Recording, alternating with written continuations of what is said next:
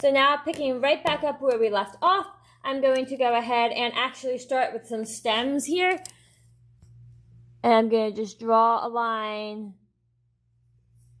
using my ruler from the bottom of the flower to the edge of the page, because I'm just going to do something similar to what I've done here, but with some slightly different lines so that you can just see some other options. And then I'm going to actually use my ruler to help me make another straight parallel line. What I'm doing is lining up my line that is under the ruler with the little hash marks there, so that I know that those lines are going to be parallel. And then I'm going to do the same thing for the other two flowers. Maybe I want to make my stems cross. That's completely fine. Again, I'm going to use my little hash marks on the ruler to make sure that I'm making a nice parallel line. And then this last flower, we're not going to see all of the stem, but we are going to see where it comes down behind this flower.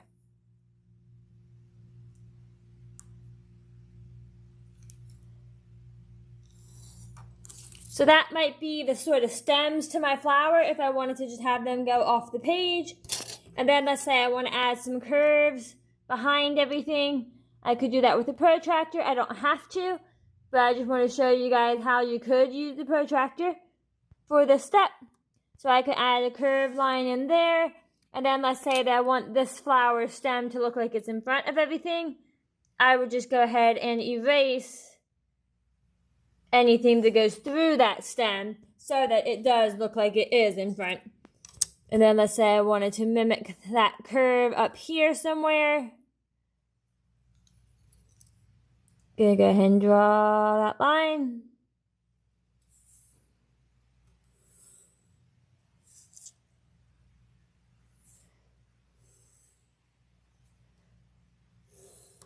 Now, once again, you do not have to use curved lines in your background. You do not have to use the protractor, but it can be helpful if you want there to be curved lines to do something like that. So now I'm going to put just some straight lines here towards the top. So I'm going to actually line my ruler up so that it looks nice and parallel with the edge of the page. I could make them diagonal, but I actually want them to be straight. So then I'm just going to draw that in. Going to move my ruler up to use my hash marks there. There's a bunch of different hash marks on a ruler, so you can sort of pick and choose exactly which ones you use, and that will determine the thickness of your sort of shape there.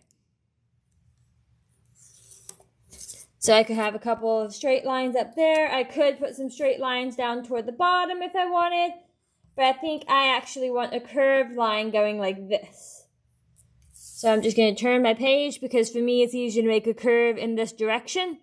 And I'm just going to draw that curve. So then that might be my finished sort of pencil portion of this one. The next thing I would be doing would be to outline with a Sharpie. You can use an ultra fine tip Sharpie.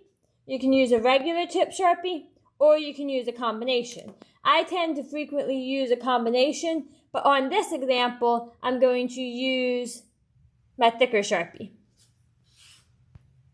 And I'm going to just start with my roses.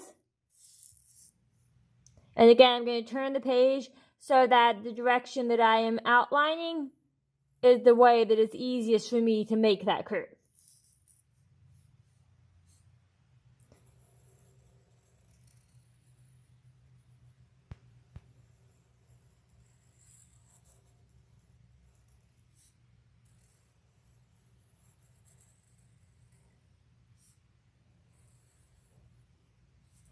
So it's okay if you go a little bit off of your line, because you can always erase the portion and fix things as you get there.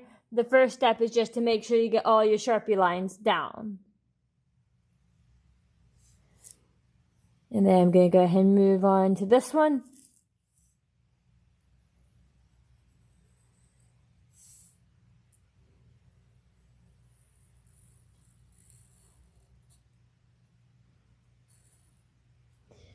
One of the most important things when you are outlining with a Sharpie is to allow yourself to take some time.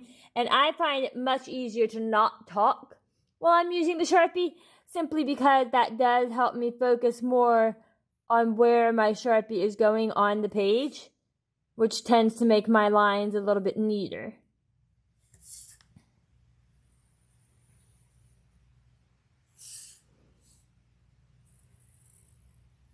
So I'm just going to continue outlining, going over all of those pencil lines.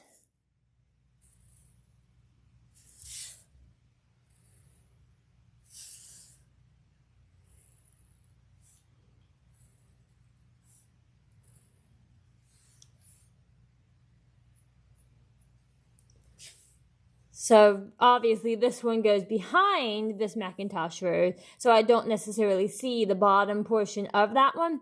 But now I'm going to go ahead and go in with my Sharpie lines on this one, and we'll see a little bit better about where it goes in front.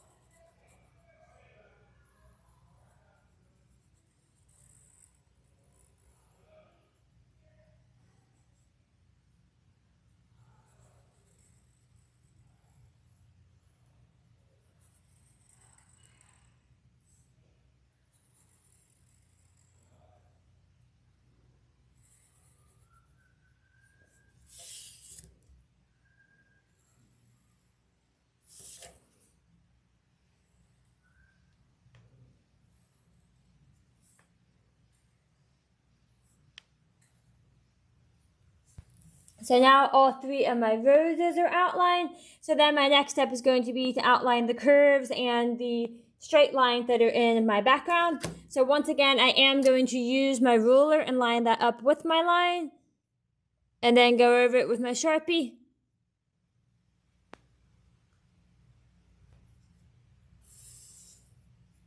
And I will do the same thing wherever I have used a protractor, because that's just good practice, and it will make the end result much, much neater. So now I'm going to do the same thing on the stems.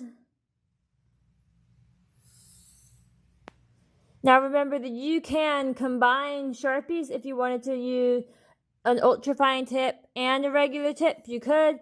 If you wanted to use a colored Sharpie, you could. So the exact combinations and ways that you outline, again, is up to you. A lot of this project is very much up to how you want to do it.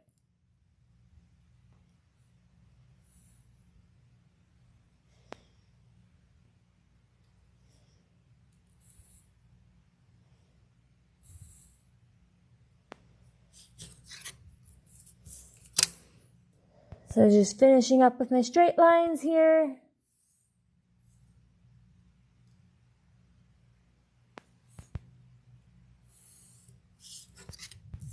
Gonna go ahead and go back over things with my protractor now. Wherever I had those lines, get them lined up again. Now some of you may be asking, well, then why didn't you just draw with the Sharpie at the beginning? The reason that I did not just draw with the Sharpie at the beginning is because we want to make sure the whole composition works before we make it so permanent. You want to draw everything with a pencil first to make sure it's really what you want it to look like. And then once you know for sure that something is how you want it to look, then you can make it permanent by using a Sharpie. But until we know that we like it, we want to make sure that it's in pencil so that if we need to change things, we can.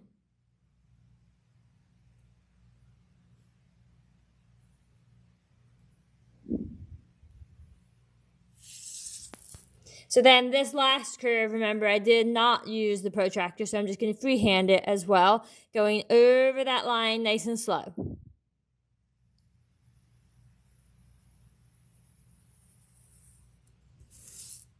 So there would be an example of my Mackintosh Rose design drawn with a pencil and then gone over with a Sharpie so that it would be ready to then erase my pencil lines.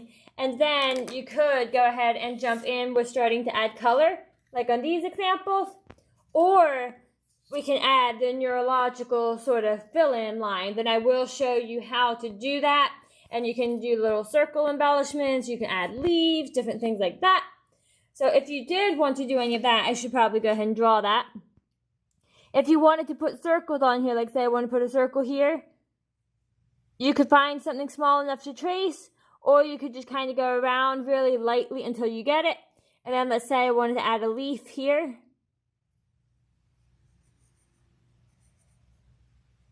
I tend to draw my Mackintosh leaves to where they start like a leaf shape. And then this one's just going to curve up. And then it curves down. So that it's almost like a teardrop shape.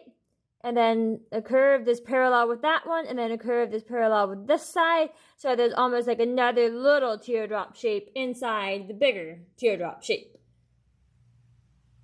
So let's zoom in here so you can see that.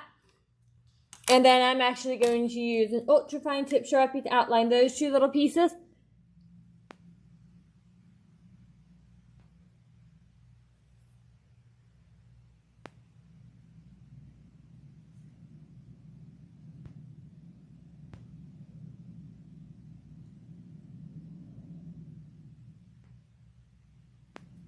So that is typically how I will do my Mackintosh leaves. Now, had I been thinking, I could have drawn it before I did my protractor line and put that leaf in front, but it's okay that it's not. And then I'm going to outline the little circles down here with my ultra fine tip as well.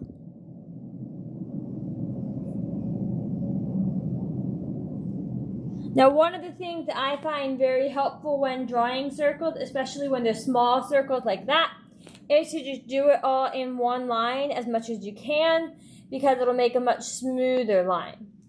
So now the next thing I'm going to do is going to be to erase all of those pencil lines.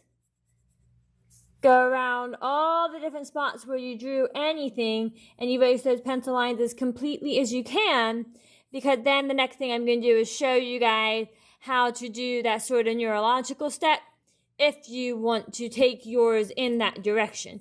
Remember, you do not have to. Once you erase pencil lines, you can definitely just go in and start adding color. And you can do shading, you can do solid color, you can do crayon, colored pencil, Sharpie, regular markers, some sort of combination of that.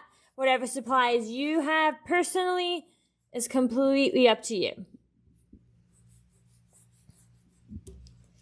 So now once this example is completely erased, then I'm going to go ahead and start in on my next step, which once again is just going to be to show you guys how to do this step with those sort of, not gaps, but lack of gaps almost in these areas. So I will show you guys how to get that started in your next video.